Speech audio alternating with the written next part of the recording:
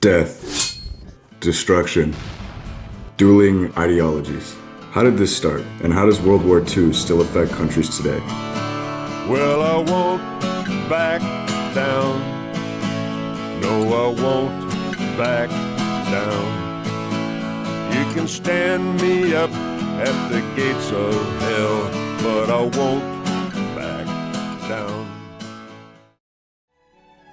It all started on June 1st, 1919, when the Big Four, composed of United States President Woodrow Wilson, Prime Minister of Britain David Lloyd George, Prime Minister of France George Clemenceau, and Italian Prime Minister Vittorio Orlando signed the Treaty of Versailles. The treaty's results were disastrous for Germany's economy.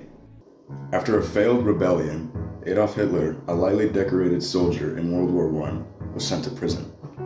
In his cell, he wrote his manifesto, in which he argued for racial superiority and Lebensraum, describing the need for Germany to expand its territory. When the Depression hit and already brutalized Germany, many took to Hitler's and the Nazis' extreme views. And in 1933, Hitler was appointed chancellor. After the burning of the Reichstag building, Hitler declared emergency powers, making himself the Führer of Germany. Using these new powers in combination with the League of Nations' lack of interfering, Hitler took the Sudetenland and Austria. In 1922, following 3 strokes that severely affected Vladimir Lenin, Joseph Stalin moved behind the scenes and cashed in favors to gain control over the Communist Party. In his role as a general secretary, a position his opponents underestimated, he argued for socialism in one country, focusing on strengthening the USSR instead of pursuing global revolution, a stance that helped him isolate and exile his rival, Leon Trotsky. When Lenin died and Stalin gained absolute control, he launched the first 5-year plan in 1928. He started by collectivizing agriculture and rapidly industrializing the nation through labor camps and the elimination of all political opposition. Stalin transformed his bureaucratic grip into a dictatorship. In 1939, the USSR and Nazi Germany signed the Molotov-Ribbentrop Non-Aggression Pact, where the two nations promised not to fight each other and agreed to divide Poland and Eastern Europe between themselves. With this treaty in place, on September 1st, Hitler annexed Poland using a brutal new warfare technique called Blitzkrieg, which showed the German armies lightning speed and surprise tactics. Following this, the Soviet Union attacked from the east. After Poland's fall and division, France, who expected an attack through Belgium like they had experienced in World War I, reinforced a series of forts and installments along the French-German border called the Maginot Line. The conception of this line was deeply rooted in World War I philosophy. So it came as a shock when Germany invaded France using their new Blitzkrieg tactic through the Ardennes forest to avoid touching the Maginot Line. France fell in just 46 days and left Germany to deal with Britain and other lesser powers. Germany launched a massive military blitzkrieg across Europe, conquering Denmark, Norway, the Netherlands, Belgium, Luxembourg, and France. The Soviet Union had attacked and conquered the Baltic states, Romania, and others. Russia had tried to take Finland, however that was not successful. Finland showed the world just how sloppy the Soviet military was. Most importantly, Hitler saw a window of opportunity to strike. Germany pulled out the knife from behind its back and did something only one country has ever attempted before. On June 22, 1941, Germany launched Operation Barbarossa, an ambitious plan to invade and conquer Russia before the Soviets knew what hit them. The Germans got too comfortable with winning and were not used to the resistance the Soviets started to show when the Germans hit the mainland. Unfortunately for Hitler, his invasion went sour. At the start of the invasion, Stalin was in denial. He first thought that the invasion was an attack by rogue generals, refusing to believe Hitler betrayed their pact. When he snapped out of it, the Soviets slowed the Germans down enough to make it to winter. Many battles occurred, but by far the most important was the Battle of Stalingrad. Both sides fought over the symbolic city for 6.5 months, and the Germans lost. 5 months after Operation Barbarossa, on the morning of December 7, 1941, a surprise attack occurred at the United States military base in Hawaii. The offender? Japan.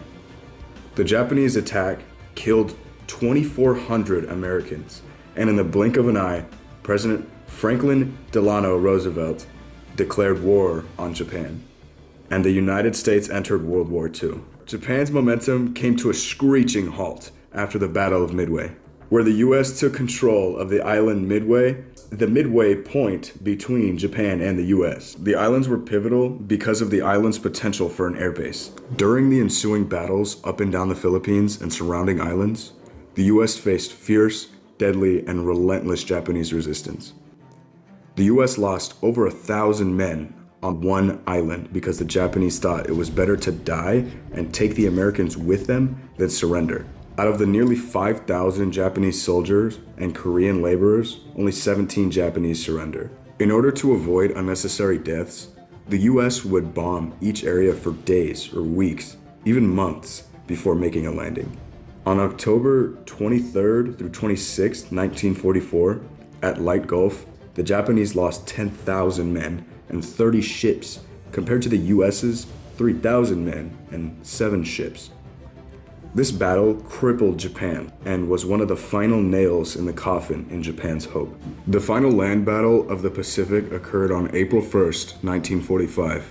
After the grueling campaign, the US landed on Okinawa. Okinawa was just 350 miles away from mainland Japan and provided a gateway to Japan. If the US took this over, they would be able to cut off supplies, allow for bombing raids, and it was the best place for the US to stage an invasion. The battle raged for 82 days, ending in over 240,000 casualties, the plurality being civilians. The US emerged victorious, but suffered 50,000 casualties, which was half of Japan's.